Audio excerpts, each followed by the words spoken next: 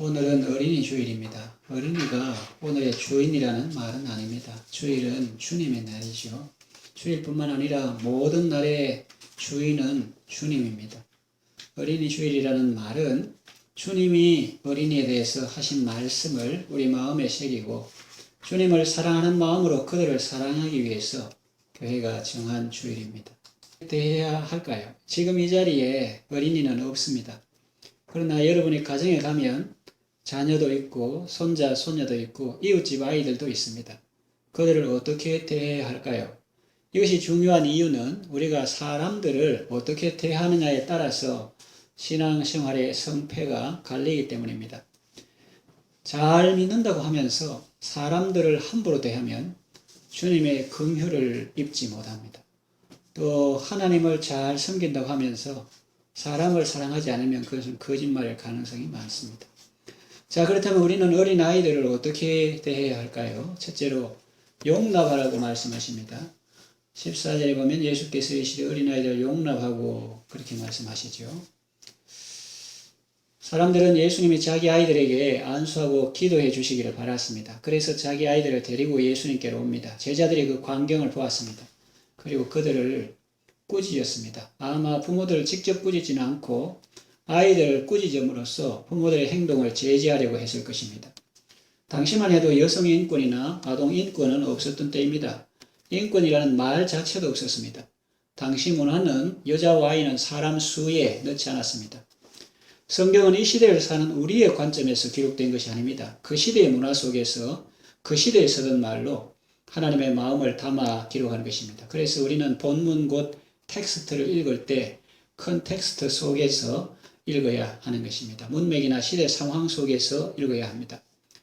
성경에 나오는 제도나 사상이라고 해서 다 성경적인 것은 아닙니다. 다 하나님의 마음에 합한 것은 아니라는 것입니다. 중국에도 건강한 복음이 전해지면 좋은데 건강한 복음뿐만 아니라 사이비 이단 이런 것도 많이 들어가가지고 목사님들 설교 복사한 거를 이렇게 돌리고 또 그것도 좋은 내용이 아닌 그런 경우가 있어서 안타깝게 하고 있습니다. 그래서 어떤 중국의 지도자는 성경에서 다윗은 예수님을 예표하기 때문에 자기는 다윗처럼 아내가 많아도 이거는 비난할 것이 못 된다. 그렇게 막 하는 거예요. 그래서 막 이렇게 엮어서 하기 때문에 사람들이 구분을 정확하게 끊어서 못하고 그런가 이렇게 생각하기 쉬운데 성경에 나온다고 해서 다 성경적인 것은 아닙니다. 성경에 뭐 다윗이 일부 다쳐 또 성경에 나오는 노예제 이런 것이 성경에 나온다고 해서 그것이 성경적이다 이렇게 말하면 안 되는 거죠. 우리는 성경에 나오는 것이라고 자신을 합리화시킬 것이 아니라 성경이 추구하는 가치, 곧 하나님이 기뻐하시는 가치를 따라 살아야 합니다. 제자들이 아이들을 꾸짖은 데는 이런 시대 문화적 배경도 있었을 것입니다. 그 외에도 선생님이 피곤하신데 아이들 상대할 시간이 없다는 생각도 있었을 것입니다. 또 선생님은 너무 바쁘신 분이라 중요한 일만 해도 일정이 빠듯한데 아이들을 만날 시간은 없다는 생각을 했을 수도 있습니다. 아무튼 제자들은 아이들을 꾸짖었습니다. 그것이 마치 예수님의 입장을 대변하는 것처럼 말이죠. 우리의 태도가 아이들의 미래를 결정할 수도 있습니다. 예수님께 오는 것을 우리가 꾸짖고 막으면 소극적인 아이는 움츠리고 마음을 닫을 것입니다. 적극적인 아이는 분노할 것입니다. 우리가 어떤 태도로 우리의 자녀들을 대하는가에 따라서 자녀들이 또 새가족들이 또 예수님에 대해서 잘 모르는 사람들이 교회에서 머리 질 수도 있고 못 나올 수도 있습니다. 모처럼 수학 성적 100점 먹은 자녀가 밤늦게까지 자지 않고 아빠가 퇴근하기를 기다립니다. 혹은 일하러 가는 엄마가 돌아오기를 기다립니다. 아빠가 오자 달려가 맞이하며 자랑합니다. 아빠, 나 오늘 수학 100점 맞았어. 혹은 엄마, 나 오늘 100점 맞았어. 왜 늦게까지 기다리며 그 말을 하겠습니까? 칭찬해 달라는 것 아닙니까? 그런데 우리는 어떻습니까? 나 100점 맞았어. 수학 100점 맞았어. 그러면 영어는 이렇게 묻고 또 이번에 문제가 쉽게 나왔나 보지? 이렇게 하고 또 100점 맞은 사람 모두 몇 명이니? 그렇게 묻고 또 최악의 경우라고 할 수 있는 것은 소가 뒷걸음치다가 가끔 쥐를 잡는 경우도 있다는데 이번이 그런 건가? 이렇게 한다든가. 그러면 공부할 마음이 생기겠어요? 아이들이 예수님께 나올 때는 다 이유가 있는데 그걸 잘 받아주면 아이는 행복하고 더 발전할 수 있습니다. 예수님의 반응은 제자들이 보기에 아주 의외였을 것입니다. 어린아이들을 용납하라. 내게 오는 것을 금하지 말라. 평행 본문을 보면 분이 여기셨다 하는 표현도 나옵니다. 그럼 제자들이 인간적으로 선생님을 좀 도와주려고 했는 건데 예수님의 반응은 정반대였다는 거죠. 그래서 우리도 주의 일을 한다고 막 하는데 오히려 그것이 주님의 마음을 아프게 할 수 있는 그런 것도 우리가 생각해 볼 수 있습니다. 제자들은 스승의 마음도 모르고 그와 반대되는 행동을 했으니까요. 제자들의 모습을 보면서 우리의 모습을 돌아보게 됩니다. 나도 예수님의 제자라고 하면서 예수님의 마음을 알지 못하고 예수님의 뜻과 상반되는 행동을 해서 예수님의 마음을 아프게 하고 슬프게 하고 심지어는 분노하시게 한 적은 없는가? 그런 마음은 우리가 어린아이들이나 안 믿는 사람들이나 세상 사람들에 대해서 어떻게 넓은 마음으로 대해야 할지를 우리에게 암시하고 있습니다. 어떤 분이 목자는 어미의 마음을 가져야 한다 이런 말을 했습니다. 바다 해자 속에 어미 모가 있다는 것입니다. 한자를 보면 물수 있고 바다 해자 쓸 때 물수 있고 이래 해가지고 그 밑에 어미 모자 같은 거 쓰잖아요. 바다가 바다인 것은 다 받아주기 때문이라는 말도 있습니다. 그것이 어미의 마음이라는 겁니다. 각자 내게 주신 말씀으로 받으면 복이 될 것입니다. 우리 교회에서 이야기를 많이 하는 이유는 아무리 좋은 하나님 말씀이라도 다른 사람에게 주신 말씀으로 생각하고 자꾸 다른 사람에게 적용시키고 다른 사람 그거 안 한다고 비판하면 그거는 독이 되고 내게 주신 말씀으로 받으면 그게 복이 되는 거죠. 예수는 우리에게 말씀하십니다. 어린아이들 용납하라. 형제 중에 지극히 작은 자들 용납하라. 사회적 약자를 배려하라. 네가 그들에게 하는 것은 곧 내게 한 것과 같다. 네가 정말로 나를 사랑하느냐? 예, 사랑합니다. 나는 육신의 눈으로는 잘 안 보이잖아. 그러면 방법 가르쳐 줄게. 그것은 내 어린 양을 먹이라. 구약에 이런 말씀이 있습니다. 가난한 자를 구제하는 자는 여호와께 구이는 것이니 여호와께서 그 선행을 갚아주시리라 했고 또 가난한 자를 업신여기는 자는 그를 지으신 주를 멸시하는 자니라. 좋은 말씀인데 이 말씀을 다른 사람을 판단하는 무기로 삼으면 자신에게는 독이 됩니다. 그거는 자기가 실천해야지. 여러분, 저분은 왜 우리 아이들을 안아주지 않지? 그런데 여러분, 교회에는 내 아이만 있는 것이 아닙니다. 또 다른 부모의 자녀들도 있고요. 그리고 청소년도 있고 노인도 있고 새가족도 있습니다. 그리고 요즘 같은 세상에서 아무나 안아주면 미투에 걸릴 수도 있습니다. 남의 사정도 모르고 함부로 판단하면 자신이 손해볼 수 있죠. 왜냐하면 남이 알지 못하는 그런 사정이 있어요. 그래서 다른 사람 판단하지 말고 자기가 할 수 있는 일을 하는 것이 지혜입니다. 왜냐하면 그 자기 사정은 자기가 아니까요. 내 자녀 내가 안아주고 축복한다고 비난할 사람 아무도 없습니다. 그러니까 그거부터 해야 되는 거예요. 합니다. 그래서 자기 자녀들을 사랑하고 또 나아가 주일 학생들을 사랑해 주시고 그들을 위해 기도해 주시고 아이들을 용납하라는 예수님의 말씀에 순종함으로 복 있는 삶을 살아가시기를 바랍니다. 두 번째 주시는 말씀은 같이 되라는 거예요. 14절 후반절에 보면은 천국이 이런 사람의 것이니라 했습니다. 천국의 주인공이라는 말입니다. 물론 천국의 주인은 하나님이지요. 그 천국에서 사랑받고 존귀하게 여김을 받는 사람이 바로 어린아이와 같은 사람이라는 말입니다. 사람들이 아이를 업신여기고 무시하고 업신여기는 이유가 무엇일까요? 키 작고 연약하고 순진하기 때문 아니겠습니까?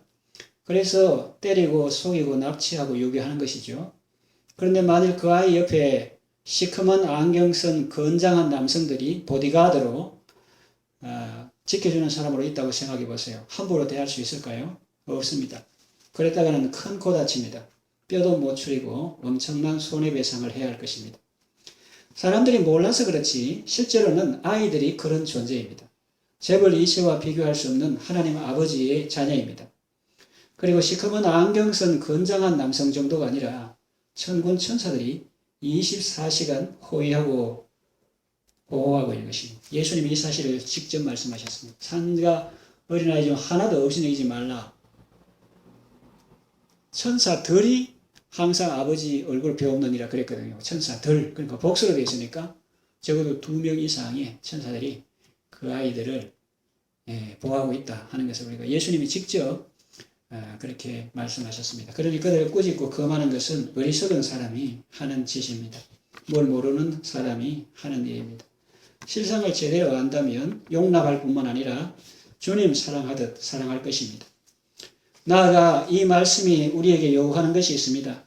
우리가 어린아이를 용납하고 영접하려면 제일 중요한 것이 무엇일까요? 네, 우리가 어린아이와 같이 되는 것입니다. 찬송 가사에도 아이를 오라 하시는 말 기쁘게 듣고 즐겨하세요. 그리고 또 어떤 교단에서는 그 의미를 강조해서 아이를 하지 말고 아이로 하자 이렇게 하는 분도 있습니다. 새 찬송가 524장 2절에는 우리를 오라 하시는 말로 바꾸었습니다. 그러나 전에는 아이를 오라 하는 말 그렇게 불렀습니다. 내가 어린아이와 같이 되면 아이들이 내 속에 그런 요소를 보고 친구처럼 여기고 다가옵니다. 어린아이는 어떤 존재입니까? 순수합니다. 겸손합니다. 그리고 부모를 절대적으로 의존합니다. 예수님이 바로 그런 분이셨습니다. 예수님은 섞인 것 없이 순수한 분입니다. 순전한 예수 더 아름다워 봄 같은 기쁨 주시니 그리고 겸손한 분입니다. 하나님과 동등됨을 취할 것으로 여기지 아니하시고 오히려 자기를 비워 종의 형체를 가져 사람들과 같이 되었고 사람의 모양으로 나타나셨으니 자기를 낮추시고 죽기까지 복종하셨으니 그 십자가의 죽으심이라 그랬습니다. 그 어떤 위대한 사람도 이 예수님의 겸손과 비교할 수 없고 흉내낼 수도 없습니다. 사람들이 나병 환자 복음 전하기 위해서 몰로카이라는 섬에 간 다미안 이런 사람들을 존중하고 또 프랑스 음악 박사이기도 한 슈바이처가 밀림 간 걸 존경하고 그러지만 그 사람들은 다 피조물에서 피조물이에요. 그런데 예수님은 창조주께서 피조물이 형태로 오셨으니까 차원이 아예 다르죠. 순수하시고 겸손한 예수님은 언제나 하나님 아버지를 절대적으로 의존하셨습니다. 그래서 지금 뭘 말하냐면은 어린아이 속에 있는 예수님이어서 순수, 겸손, 절대 의존. 예수님의 제자인 우리도 스승이신 예수님을 본받아야 하겠습니다. 그래야 우리도 천국에 들어갈 수 있고 천국에서 큰 자가 될 수 있습니다. 제자들이 천국에서는 누가 큽니까? 질문했을 때 예수님이 그렇게 대답하셨습니다. 너희가 돌이켜 어린아이와 같이 되지 아니하면 결단코 천국에 들어가지 못하리라 그랬습니다. 그리고 이 아이와 같이 자기를 낮추는 그 사람이 천국에서 큰 자니라 그랬습니다. 성경을 잘 읽어야 합니다. 문맥에 따라서. 이것은 어른을 되기를 포기하라는 말이 아닙니다. 한편으로 우리는 그리스도의 장성한 분량에 이르러야 합니다.